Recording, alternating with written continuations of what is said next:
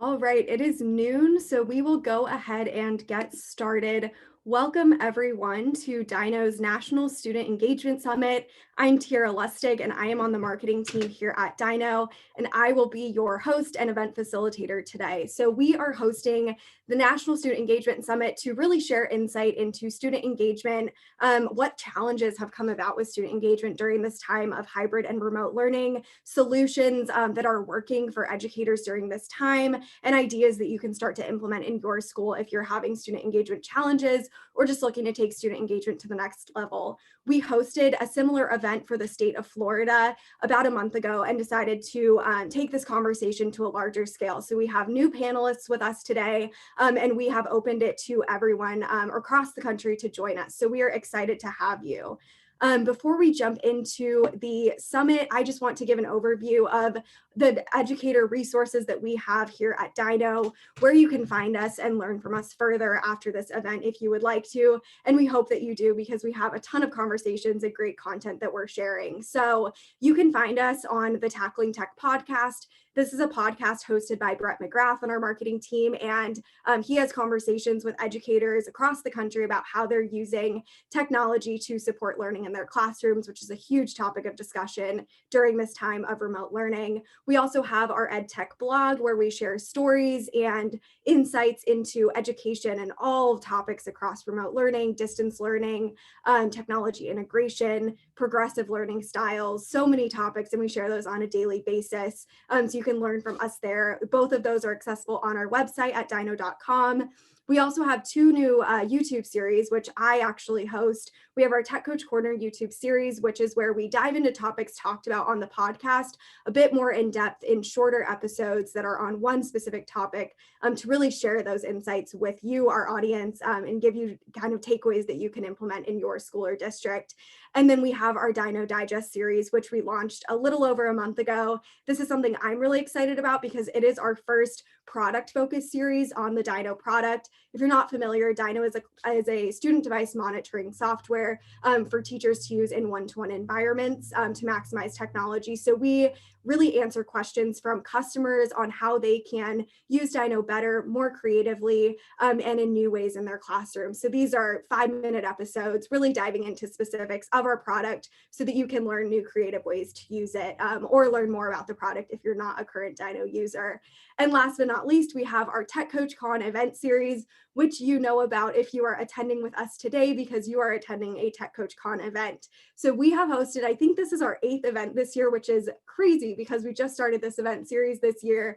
I'm really excited about this, and this is our last event of 2020. So we appreciate you joining us, and we plan to keep hosting these events in 2021. So keep an eye out for new events coming in the new year, and we're excited to have you with us today for our last event of 2020. So let's jump into the specifics of the event today. What you can expect is pretty similar to all of our other events. The live stream is being recorded and it will be made available to everyone who is attending live today, as well as those who registered and weren't able to attend live with us. We will also be using the Zoom Q&A tool for today's event. The chat functionality is disabled, but please submit questions throughout the discussion to the Q&A, whether it's for our panelists on something they're talking about, or for myself on Dyknow or anything else you have questions for me on. And we will designate about 10 to 15 minutes at the end of this event following the discussion to answer those questions and have a bit of a live Q&A discussion. Since we do have the chat functionality disabled today, we really encourage you, and we do this for all of our events, to go ahead and use the TechCoachCon hashtag on Twitter to engage with other attendees and with our panelists during the event. We will be live tweeting on there as well from our Dyknow handle, so we encourage you to go ahead and engage with us through that hashtag throughout the event and really share your thoughts and ideas on student engagement with what you're hearing during the event today. And lastly, I'm sure everyone attending is hoping to get 1 hour of PD credit from this event, and we want to help you get that credit. So if you are attending live today, or if you watch the recording following the event, we will provide a link for you to fill out a quick form, which you can also provide feedback on the event in, and you can request a certificate of attendance there. So we'll send you a certificate, and you can submit that to your PD department to get credit for this event. So let's jump into the event. I'm really excited for our panelists today. We've worked with all of our panelists in the past in some capacity, and I think it's going to be a great discussion because they are each in a different role in the building level. And one of the themes we're going to talk about today is building level collaboration. So I am joined today by Sean Corrin, who is an instructional technology training specialist, Evan Robb, who's a principal, an author, and a TEDx speaker, and Laquisha Holt, who's an English teacher and an opportunity culture coach at her school. So each of them have great insight. I am really excited to hear what they all have to say on student engagement. And to give everyone a brief overview of the topics we'll be discussing today, we're going to talk a bit about engagement challenges, what our panelists have seen with student engagement and what their colleagues have experienced as challenges during this time. We're going to talk about the tactics that are working for them with hybrid and virtual engagement in the classroom, whether you're remote or hybrid, and building level collaboration, what collaboration looks like from the building level during this time and how that's working for them to support student engagement. One of the biggest topics we had questions about when people were registering for the event was attendance and assessment with students. So that's going to be a topic that we'll talk a bit about. And then lastly, technology is inevitable in today's classrooms with remote learning. So we're going to dive into the technology tools that they are using and that have come to the forefront during this time of remote learning. And I will also share a little bit on what we've heard from our own Dyknow users about how Dyknow has come to the forefront for them during this time of remote learning. So without further ado, I will stop sharing my screen and I'm going to ask our panelists to go ahead and unmute themselves, turn on their video so they can go ahead and start introductions. Welcome everyone. I am so excited to have you with us today. I think the best place to start off would be maybe to have each of you introduce yourself, just what your role is, and maybe a little bit of background on what remote learning has looked like for you and what your current learning environment is currently. So Evan, do you want to maybe start us off with the introductions? Yeah, I'm happy to do that. Thanks. I'm real excited to be here and to be able to engage in a conversation about some really important things here today. So my name's Evan Robb. I am a middle school principal and I've been a principal for about 20 years. The as every other administrator right now in America is experiencing, I've gone through tremendous change with my faculty, students, and community over the past 8 months. We started completely virtual, as most schools did, actually virtual and async, as most schools did back last spring. We opened the school year virtual, and now we are hybrid. So I can speak a little bit throughout our session today, rather, about virtual teaching and how that is from the principal standpoint and connecting with students in a community, and also switching to hybrid and the pluses of hybrid and also some of the challenges of hybrid. I'll go next. Go ahead. Hello, everyone. My name is Laquisha Holt. I proudly represent Baltimore City Public Schools. I have been a literacy teacher in my school district since the beginning of my career. So this is my 18th year here. And I currently serve in a role as a coach for opportunity culture for the district. However, I'm always going to be a teacher at heart. I have worked with teachers firsthand this school year on the operations behind virtual learning and supporting them in fostering an atmosphere and climate virtually that supports both the teacher and the student. I think it's important for us to have this conversation because it's something that has caused a lot of anxiety within educational leaders and our educators. I also think that it's important for us to recognize that the amount of progress and growth that we've made up to this point has been remarkable because we didn't have any prior training prior to the pandemic. And so I essentially always share that it's important for us to show ourselves and others grace during this time period. And my name is Sean Corrin. I serve in Manassas City Public Schools, which is a city within the Northern Virginia area, about an hour south of DC.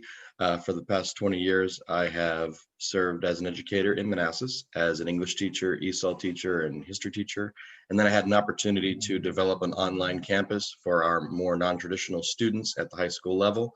And after doing that for about 3 or 4 years, I became a coach. And so I currently serve as an instructional technology training specialist at our middle school.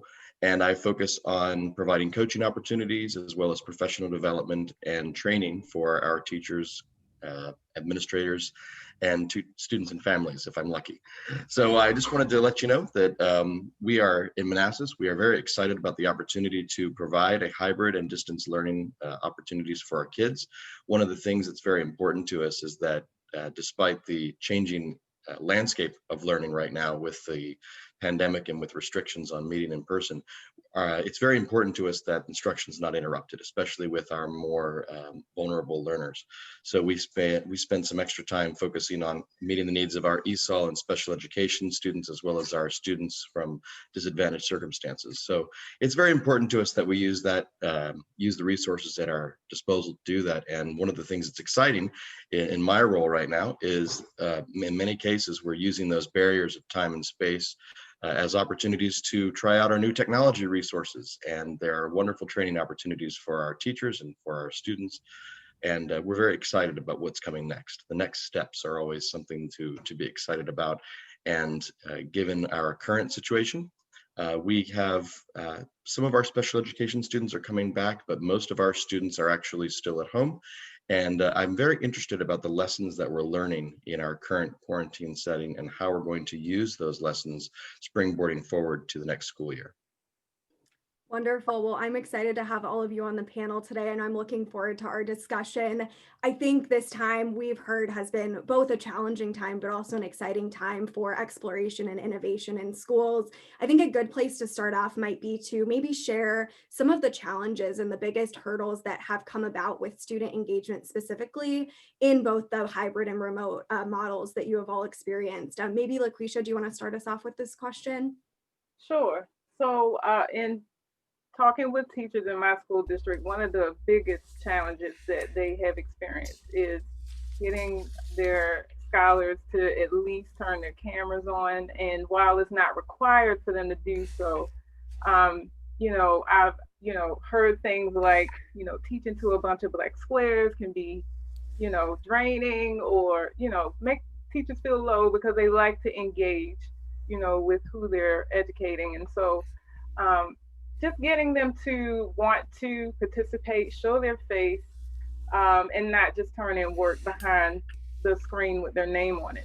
Another thing is managing the workload balance. And so virtually, of course, while we want school to look like it would have in a building, teachers are trying to manage, how much work to give students and when it should be required for their return. And then also, if they don't return it on time, should they allow students to turn it in late, and how late? So I think a lot of the engagement part that we often focus on when we have these conversations is just the actual setting of the classroom where the kids are online with the teacher. But I think the engagement extends beyond that as well. How do we get kids to engage with their own education outside of being on Zoom or any other digital platform? And also just the piece of how teachers can properly or essentially educate students in a way that kind of mimics the classroom, but with less resources, right? So they're doing this from their homes. They may not have the whiteboard behind them, the manipulatives for students to use at their desk. And so it's just a balance of trying to figure out how to still keep the students active in their learning as well while they're doing that virtually. Definitely. I think those are some of the big challenges we got questions about as well when people were registering for this event. Evan, Sean, anything to add to that in terms of the challenges you've seen? I can add a couple things. Sean, why don't you go ahead and then I'll kind of tackle the principal side of it after you. Oh, sure. I appreciate that. Well, one thing that resonates with me is when Laquisha mentioned that there's a need for active engagement. And there's a big difference, of course, between students that are actively involved in the instructional process or students who are just clicking and then you see their face sometimes, or you see the tops of their heads as they're, sort of half engaged. And I think it's incumbent upon us to make sure that our students have all the opportunities to become engaged, but then it also depends on the strong relationship that you build with the students. It's been very challenging this year because building that relationship typically requires a face-to-face interaction, which is not possible right now. So it's very important for us to try to replicate that face-to-face interaction whenever possible. One of the things that I'm excited about is the opportunity to use different resources to kind of mirror that relationship, or to allow students for personalized instruction. And I think that's one important way to help students become engaged. The other thing that I'm very excited about is oftentimes I see in classrooms students who might not traditionally be as engaged find themselves in an opportunity where, if they're introverted or if they're more of a behind the scenes type of person, they have a great opportunity, because through chat or through engagement in a Google document, or some sort of a textual based interaction, they have the chance to participate as well, and they have the chance to contribute on their own terms. What I can, and I actually echo everything that Laquisha and Sean said. From the building level standpoint, some of the challenges that I've had to face, especially being in a more rural community, are access, and students being able to access the materials. We have some parts of our community where Wi-Fi is not strong, and so some families, even though we are a one-to-one school, they're not able to access the materials, and so we're working at different ways to make that happen. We have some hotspots in and around the community where families can download information for their kids, but it actually remains a struggle, and certainly a struggle for some families and for some kids. Equity is something that all schools are focused on, to make sure that as much as possible kids are getting as equitable experience as possible with their education. Obviously, it's a problem with families that don't have access to Wi-Fi, but it's also a challenge in some schools where some students are all virtual and some students are hybrid, where they're in school for a couple days a week and then they're also virtual. So focusing on how do we make sure that kids are getting, to a degree, a commensurate experience with their learning. I'll give a really quick example, science class as an example. If kids are in the building and they're doing a science lab, they're getting a different experience compared to the kids who are observing that possibly virtually. So we're putting a lot of focus on trying to create some equitable experiences for kids as much as possible. Also, assessment remains a problem. I think Laquisha had mentioned that. The frequency of assessment, formative assessments versus summative assessments, and what the data actually means when we get that data in. I would say also another challenge, which is not tech related from the building standpoint, is safety protocols within a building, to make sure that teachers feel safe, that kids feel safe in the building, and families feel confident that the safety protocols in the building are set up in such a way that it's okay for their kids to be in the building. And I would echo also what Laquisha said with workload. We too struggle with workload for kids. We also struggle with workload for teachers, because managing a class where students are in front of you, and also interacting with kids who are experiencing the class virtually, and creating potentially zip drives for the families that can't access Wi-Fi at all, ends up being a tremendous amount of work for teachers. And I would echo again what Laquisha said, certainly a time for grace.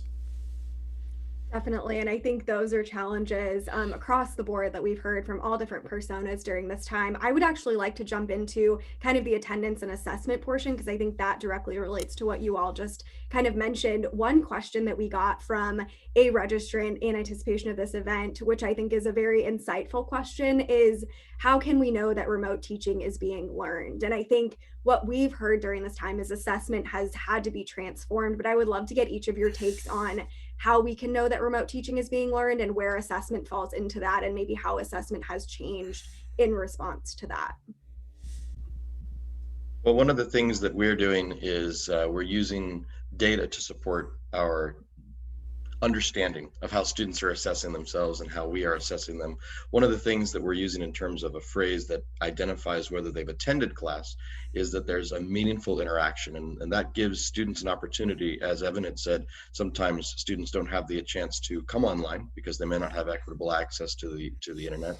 But if they're able to connect afterwards and get involved asynchronously, that also counts as a meaningful interaction. So from an attendance perspective, we're given a little more flexibility.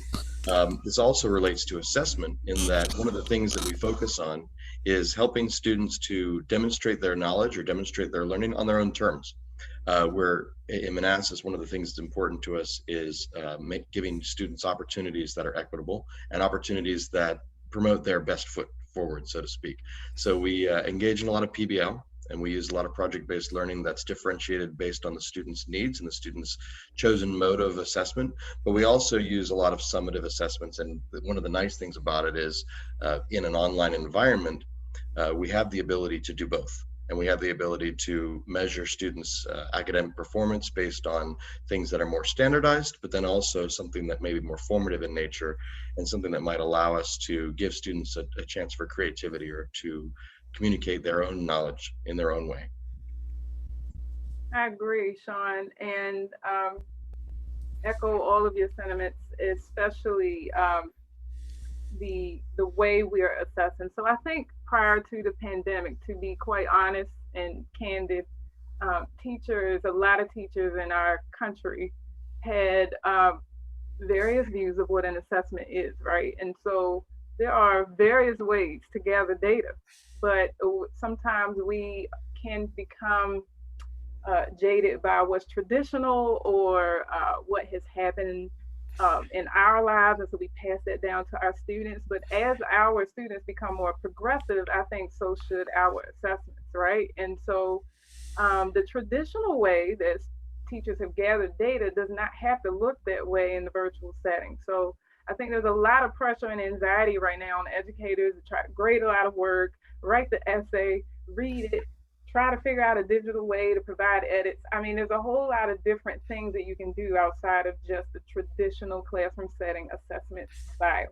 And so I wanted to mention project-based learning because we essentially are presenting, for the most part, units to our young people. And so how do we accurately get back from them something that demonstrates that they learned what their unit entailed and what it was about, but also in a way that evokes excitement for them. So I'm not just asking you to write an essay. I want you to create a presentation. I want you to share it, use photos, use videos, do your own research.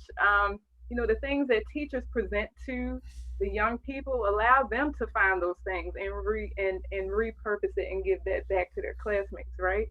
And then also, I just wanted to remind everyone to not take out that part of assessment where you actually talk to the students, right? So I know that it can be a challenge to get everyone to actively engage during a digital classroom session. However, for those students who will and do, it's important to allow them to still have those conversations that you would have in the classroom. You gain a lot of data just by listening to students.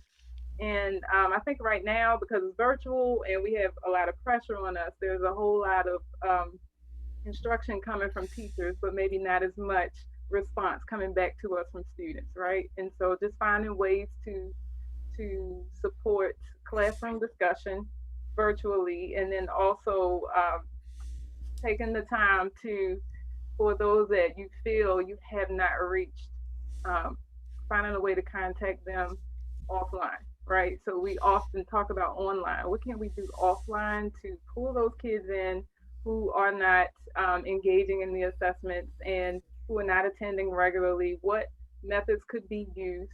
I'll share one that I did that may not resonate with all teachers, but for those that it does, I created a teacher Instagram account, and I know there's regulations in different school districts on using social media, but for those who can, I gave the handle to my scholars, and what ended up happening is they all, by the time we went virtual, followed the account because they didn't want to miss anything. And then what ended up happening was I was able to communicate with them in their space. So I went to where they were. So a lot of times we're trying to bring them to Zoom, we're trying to bring them to Google Classroom. Sometimes just meeting them where they are can bring them to those spaces where we want them, right? And so I was able to galvanize the few students that I wasn't able to reach through Instagram and bring them to the space where they would learn. Let me add a couple things on that. A lot of the things that that I'm hearing right now from Sean and Laquisha have to do with the culture and the environment within the building. And that's something that the administrators have a lot of responsibility for. I always say, administrators have a big role in helping to orchestrate an effective culture in the building, and they can unfortunately have an equally big role in making sure the culture is not good for people within the building, just to be very frank. So buildings that focus on equity, on differentiating, on innovation, on collaboration, all of those elements, uh, especially if schools have been focusing on that, it puts schools in a better position to tackle the unusualness of the time right now. And what I'm hearing from both of you is this mindset of liberating oneself to do things a little bit different, and to realize that maybe sometimes the traditional ways that we gathered information, maybe some of them weren't that good. So maybe this is an opportunity to look at it a little bit differently. I can say one thing that I could share from a principal standpoint that's been really helpful for me is creating student advisory groups. And I've created during this pandemic a principals advisory group of kids from the building, and I meet with them. And one way to find out if the learning is good, if it's a positive experience for kids, is to ask kids. And so I always encourage teachers to certainly do that, but I enjoy engaging in dialogue with kids too, just to get an understanding of what's working for them, and what may need to be adjusted a little bit. And that has certainly proven to be quite good. I can say, and Sean, you'll understand this as a tech guy, one of the challenges that my kids are experiencing, especially the kids that are virtual, who are experiencing the class when other kids are in the class for a hybrid, is making sure they can hear the teacher. Just making sure they can hear the teacher. And so we have to take a look at the headphones that we have for our teaching staff to make sure that sound can transfer to the kids who are on their Chromebook at home also. Makes a big difference. If kids can't hear, they can't engage.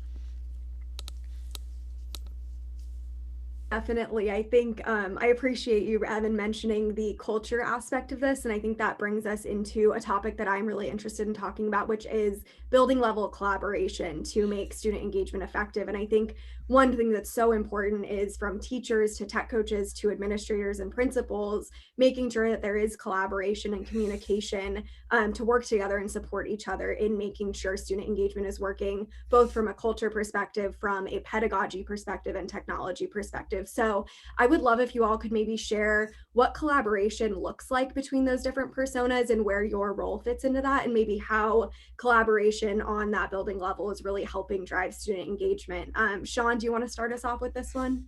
Sure. So this is something that's been very exciting for me, because as a technology coach and a former administrator and teacher, it's important to me that every stakeholder feels like they have a seat at the table. If I could, I would put the students, teachers, family members, administrators all around the same table, and we'd be all, having this wonderful conversation. And the brilliant part about it is, with technology, we can. And what I have found is we have a great opportunity to meet as a group in ways that we wouldn't be able to do in person. So one of the things that we've done, we have a lot of very strong support from our district level office.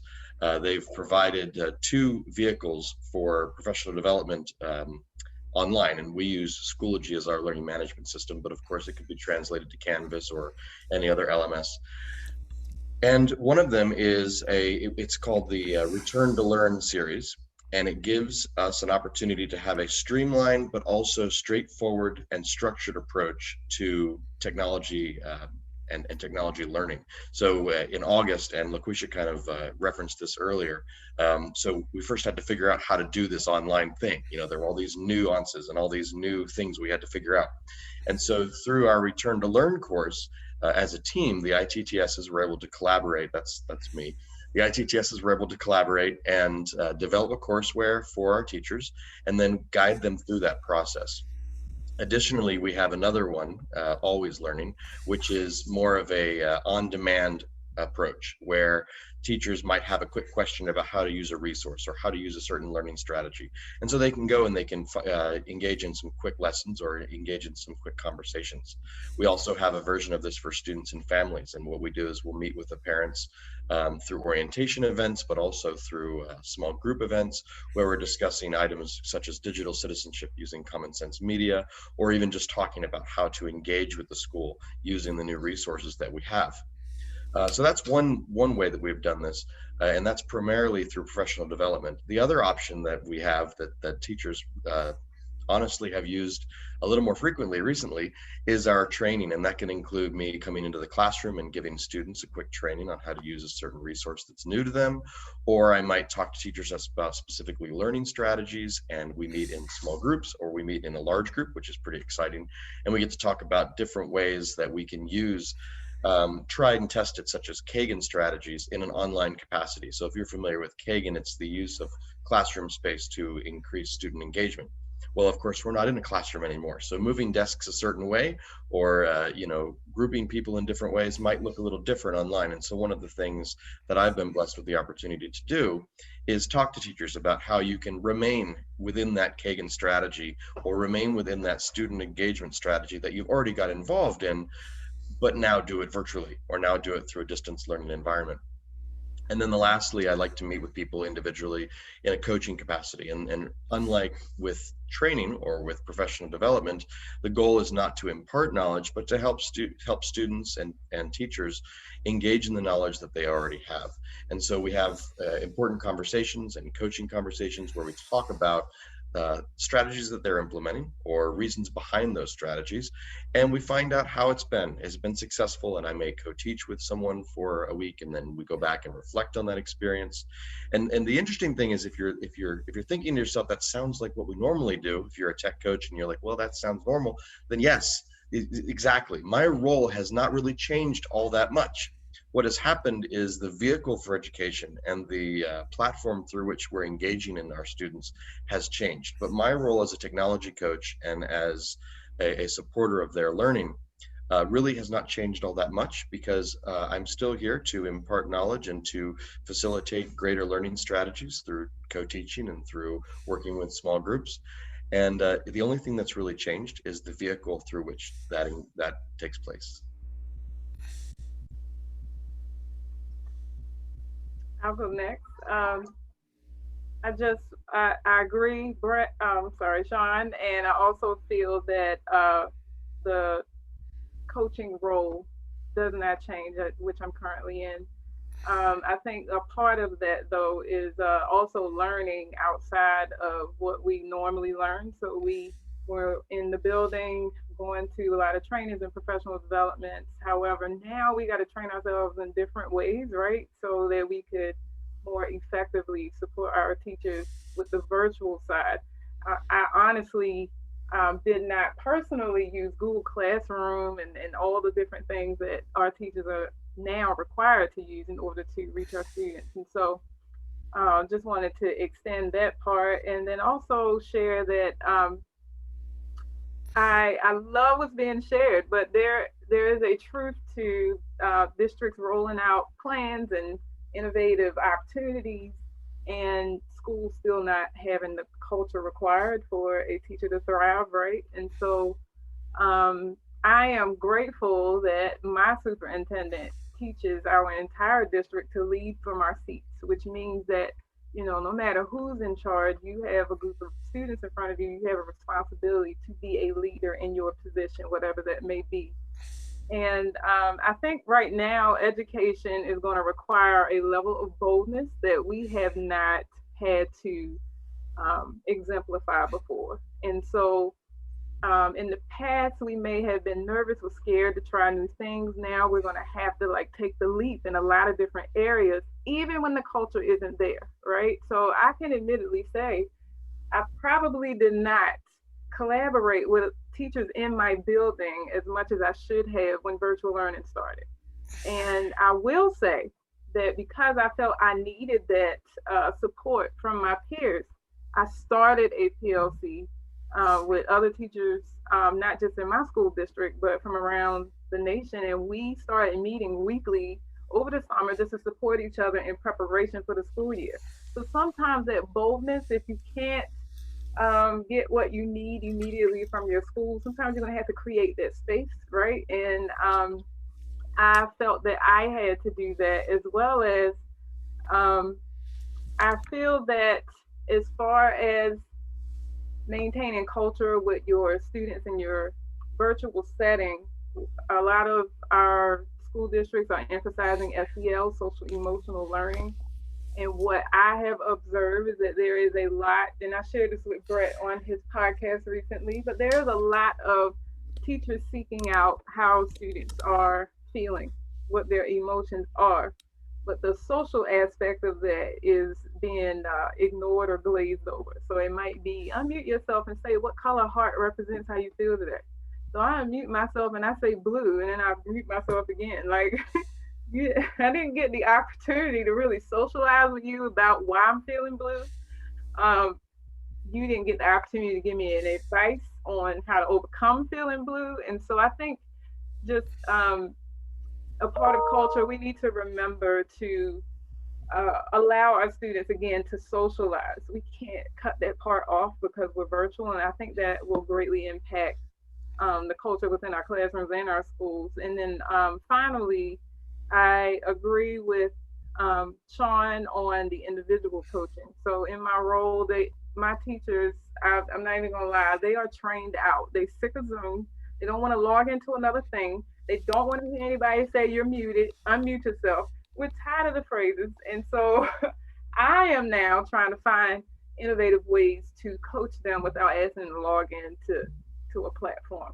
And so I now call them on the phone and we just talk. Like, and sometimes, by the time we're done, even though we discuss education and their role and what they can do in their practice, they were so relieved to just have a conversation with someone. Some of these teachers, and I didn't recognize it, live alone, haven't, really had interactions with people often outside of, people in their school building. And so it's important for us as well as leaders to find, as much as we tell teachers to find innovative ways to reach their students, we have to find innovative ways to reach our teachers. We can't just say, you're equipped because you're certified and we hired you, so you should be able to do this. We also got to stand behind them and gently nudge them with support, and that support will require some innovation on our part.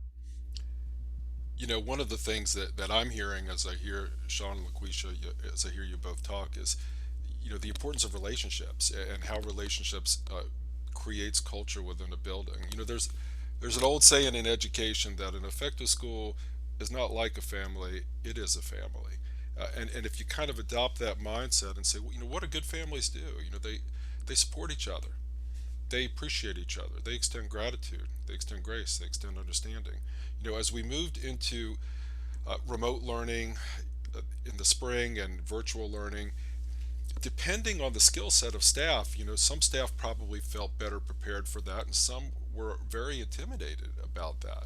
And that's where someone like Sean and having, a really sharp tech coach makes a big difference. Now, from an administrative standpoint, I want to make sure that we're working collaboratively, that my ITRT is meeting the needs of teachers, realizing that they have different needs. Sometimes there's a funny presumption that we're supposed to personalize learning for kids, but we don't for adults. And there's certainly opportunities to do that right now. I'll give a quick example. With my ITRT, we work in a group, myself, another administrator, and other teacher leaders, and we are constantly surveying staff, finding out what people need, finding ways that they can connect to the professional development that's right for them, and also surveying our community to make sure that the tech that we are using in our building is working right for them. And I'll give you a simple example. We use Google within my division, so all teachers use Google Classroom. And through no bad intent whatsoever, last spring Google Classrooms were very unorganized and they were very confusing for kids and for families. So that was an opportunity to get some good feedback from the community and create some standardization of Google Classroom so it's set up the same teacher to teacher across the building.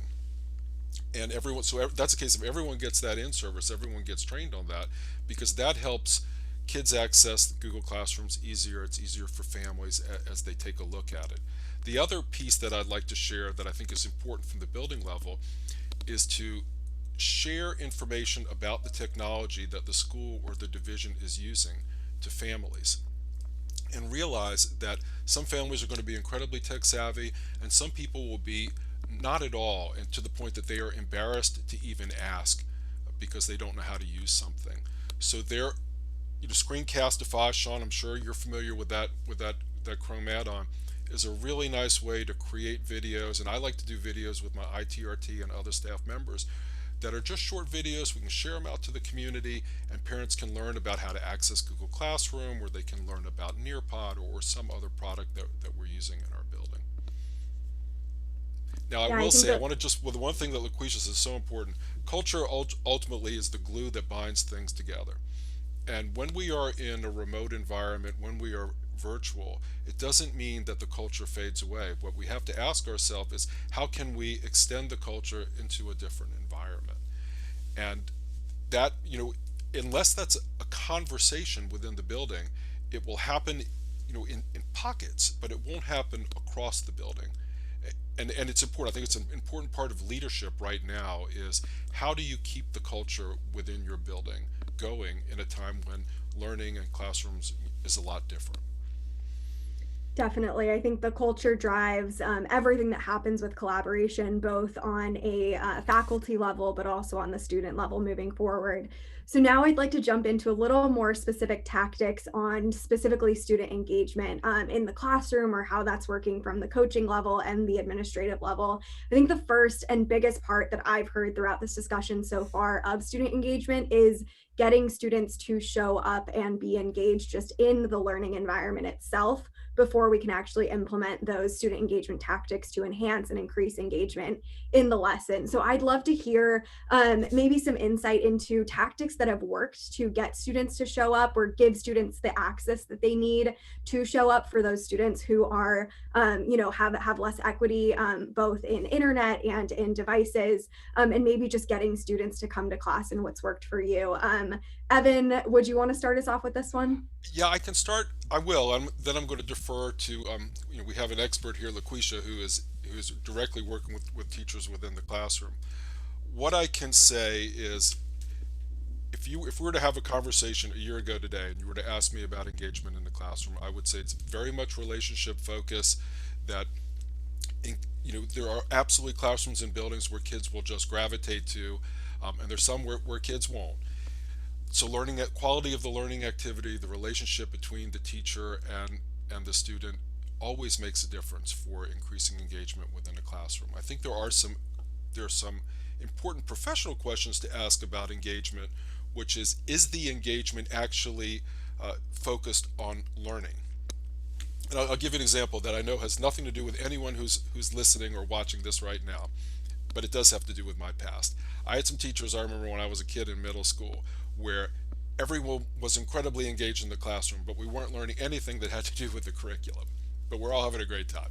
So I think there's this balance of relationships, of making sure that the learning tasks are appropriate for kids, because kids are much more likely to engage in something that they feel they could be successful at.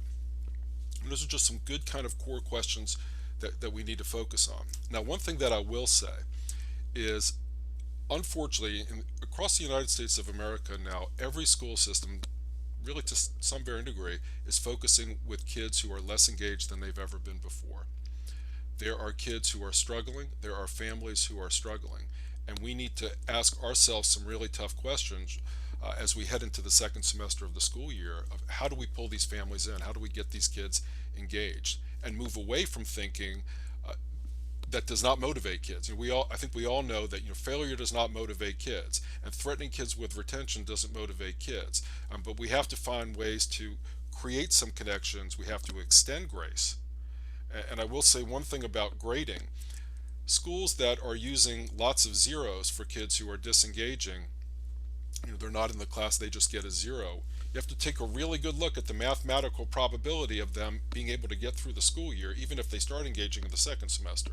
So we have to start thinking a little bit differently about grading, about accountability, about grace, and about the strategies that we're using to get kids engaged and get into school. Now, I will say that the engagement is there's a lot of players in that. There's families, there's teachers, there's administrators, there's counselors. Administrators who communicate that this is only the teacher's problem are doing a very poor job in their role as being an administrator. It is a collective challenge that all schools are working on right now. And now I'm going to turn it over to maybe Laquisha. Maybe you can share a little bit from that classroom perspective about engagement. Yes, thank you, and thank you for sharing all that you're sharing. One of the things that uh, I had to unlearn myself was beating up school leadership for not doing what I expected of them, and so I I started that way. Like, has your administrator reached out to you? And then I, in turn, recognized and realized that their workload was probably worse than mine, and so I just wanted to applaud you, Evan, because I can feel the passion in you wanting your teachers to be successful, and I can tell that you're um, in the classroom with them. And we need that. We need that kind of leadership across our nation right now, and even the world for that matter. But I do want to share one thing about engagement that Evan said is important is that it has to lead to learning, right? I remember when I first came into teaching, there was a lesson format where we started with a drill or a do now, something that students did immediately when they came into the classroom. And then after that, we would lead into the lesson with what was called a motivation.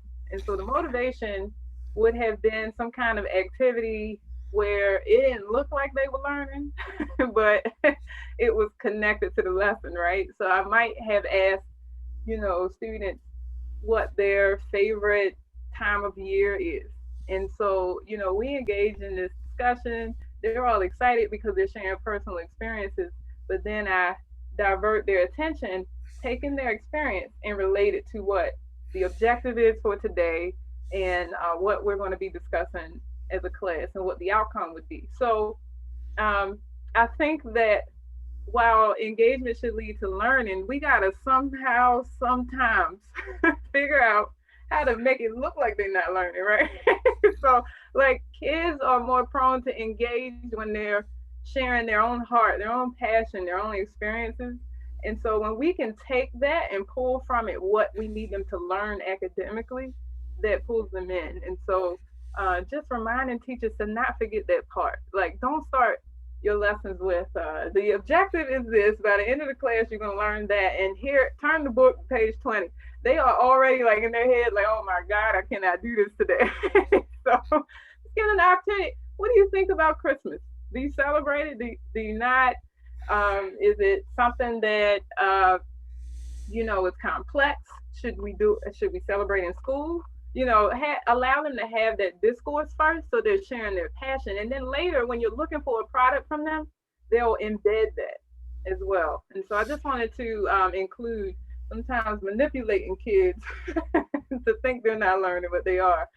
And then also, I wanted to share directly from so we're talking about engagement from teachers. And there is a teacher in my school, there's several teachers in my school district that are absolutely amazing. But there is this one teacher who every day she gets online with a different ensemble that could be striking.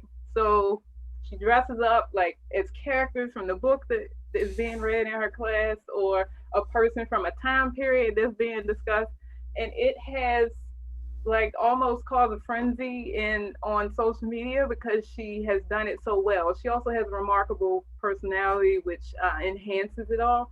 But I just wanted to show you all, I guess I'm sorry to do this by my phone, but I wanted to show y'all what she looks like today for class.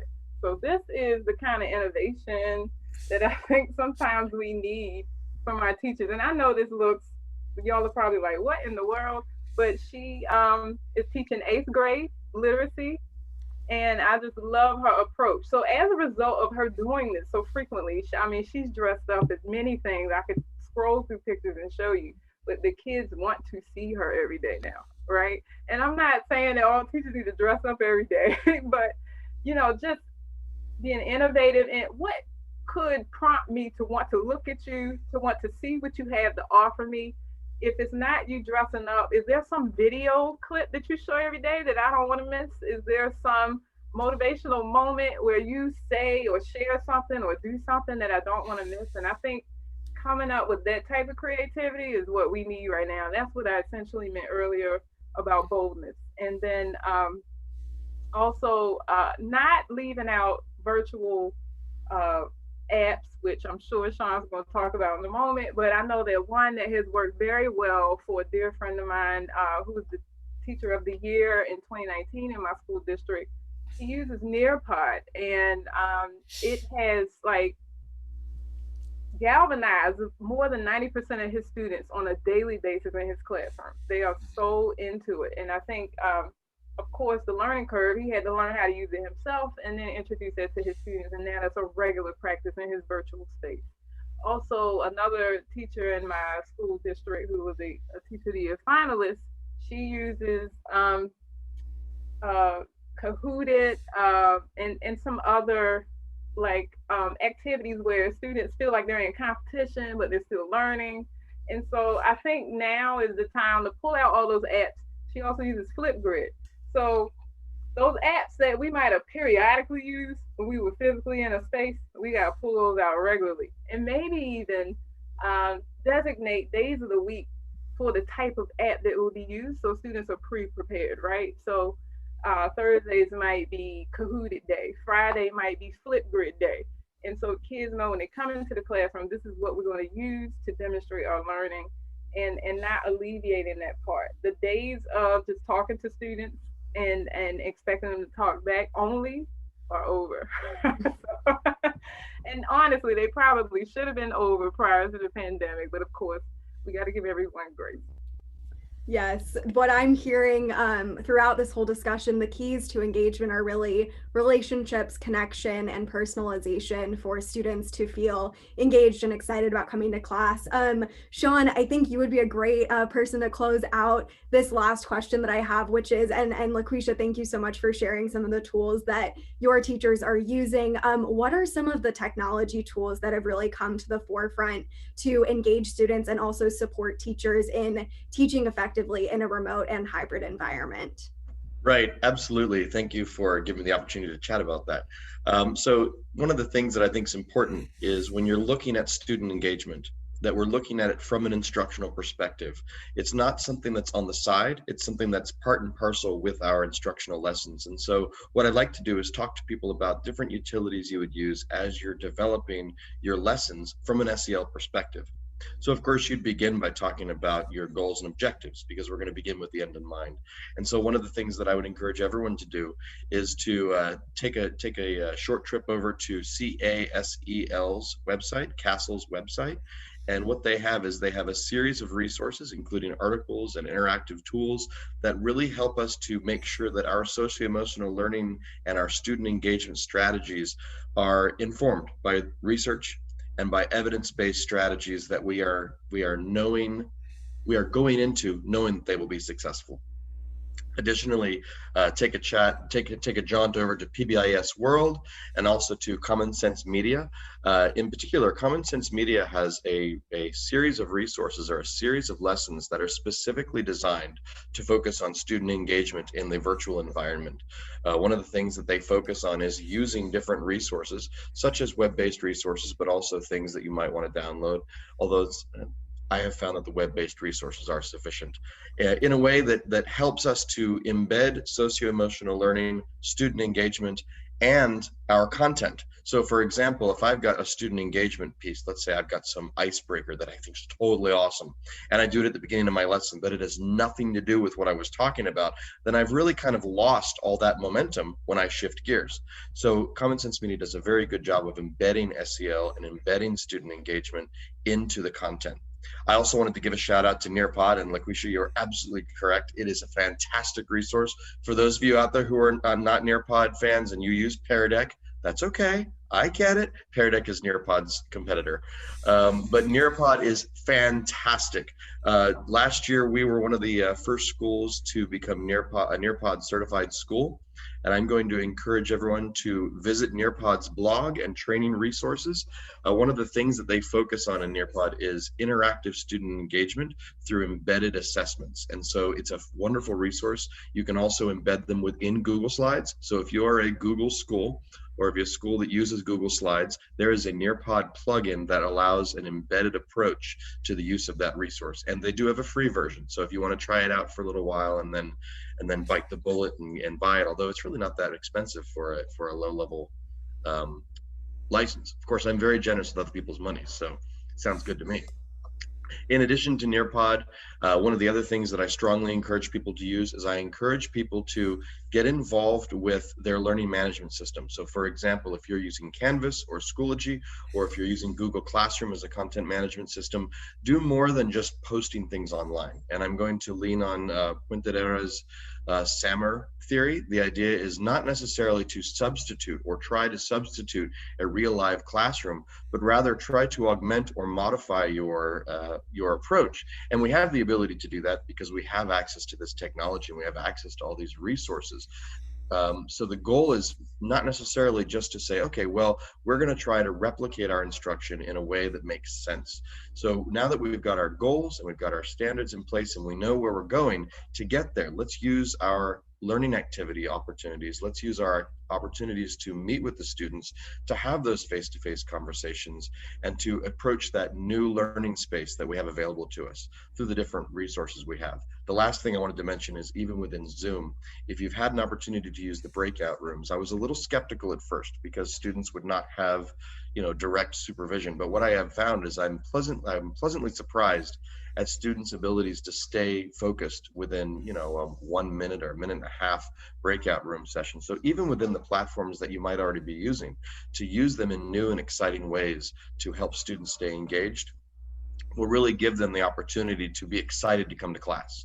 We all know that 10-15% of your student body will come regardless, and you may have some students who have other barriers, but for that middle 80%, they're not necessarily coming because they're super excited about Shakespeare, although I really wish they were super excited about Shakespeare. And they're really not coming because they want to learn everything about the French Revolution yet, maybe next year, but not now.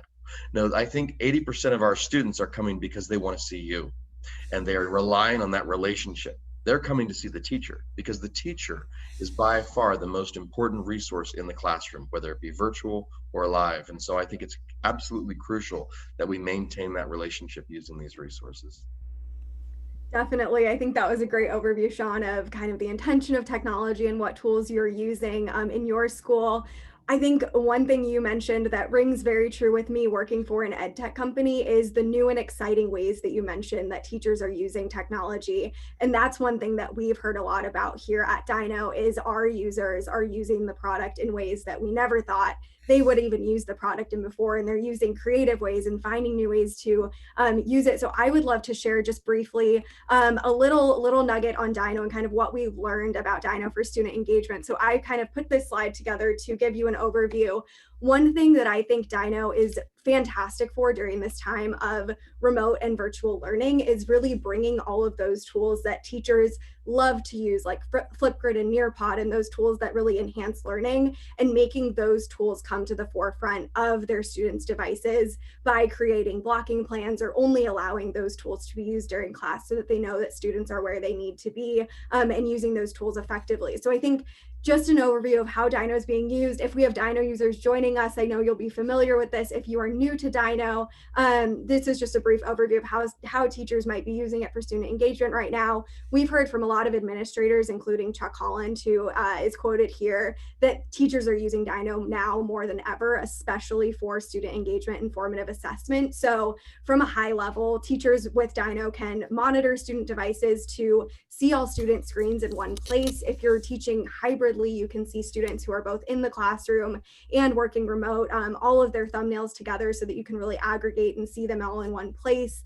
And then one really impactful part of Dyknow during this time is having visibility into how devices and technology are being used to inform technology investments and decisions that are being made. So reviewing where students are going during class, how much time they're spending on certain sites, and what tools your teachers are using for teaching. If they need to, use maybe Nearpod more, you can talk to them about how they can integrate Nearpod more effectively effectively. Same thing with different ed tech tools. And then the last way that we've heard is really ramping up during this time is the engagement and formative assessment portion of Dyknow, which is the ability to send messages, to send check for understanding polls to students to make sure that they're understanding what you're talking about and understanding the information that's being presented to them. And then also setting up questions to get a quick formative assessment from students during class. So we, like I'm sure many other ed tech companies, are hearing so many new and creative ways that teachers are using our product and are finding a lot of benefit from our product in the classroom, both remotely, hybrid, and in person. So wanted to share that nugget. If anyone is interested in getting more information on Dyknow, feel free to head to our website, send us an email. Really easy to find that.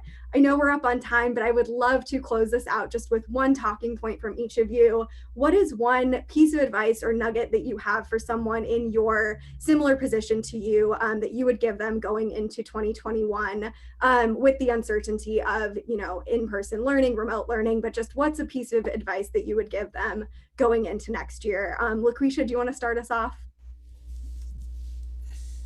Sure, thank you. It was such a pleasure being with you all today first. And then I just want to remind everyone that everyone in the learning space, the teacher and students included, are leaders. And so it's important for us to honor their voice, to hear them, allow them to share what's working and what's not working, and we be able to adjust and vice versa. And also grace, don't forget it. Great advice, great advice. Evan? Yeah, a couple things. I would say as we move ahead into 2021, we need to not forget the importance of bringing hope into our schools and into our classrooms. The importance of empathy, the importance of optimism as a leader. Even though it can be hard to be positive during challenging times, we can always be optimistic about a better future. And I think at the core, the other thing for anyone who's in a leadership position is remember that positional authority may give you the ability to make people do things, but it will never give you the ability to make people care. And effective leaders build commitment and create cultures, of caring and commitment, and use their position in a way to elevate others, students, teachers, of course, their community also. Great advice. Sean? Anyone who's in the capacity to facilitate learning, whether you're in a coaching environment, if you're a school leader, or if you're one of the rock stars that are currently serving as teachers, one of the things that's very important is to remain positive and to know that this too shall pass. Allow research to inform your practice and continue to network with others. One of the things that I'm focusing on right now is how to reestablish norms once we go back to a more traditional setting, because some of our young people will have been at least a year, or at least 11 or 12 months without a traditional classroom. And so they'll need us when they're ready to come back and embark on that journey back toward traditional learning. And so one of the things that I think is important is that we remember that the focus of our instruction and the focus of our facilitating learning is the students, is the young people, and the children in our care need us. And so in order for us to give our best to them, remember to remain focused on that and to engage in self-care, to make sure that there's something that you can do to take care of yourself so that you can take care of others. Definitely. I think self-care is so important, and all educators are in this together. None of us have done this before. So I think leaning on your PLN, your PLC going into the new year is so important. Thank you all for being with us today. I really appreciate you being part of the panel and appreciate all the insights that you've shared. Hopefully everyone watching will add you to their PLN so that they can continue to learn from you. And we look forward to working with you all in 2021. So thank you so much and have a great rest of your year.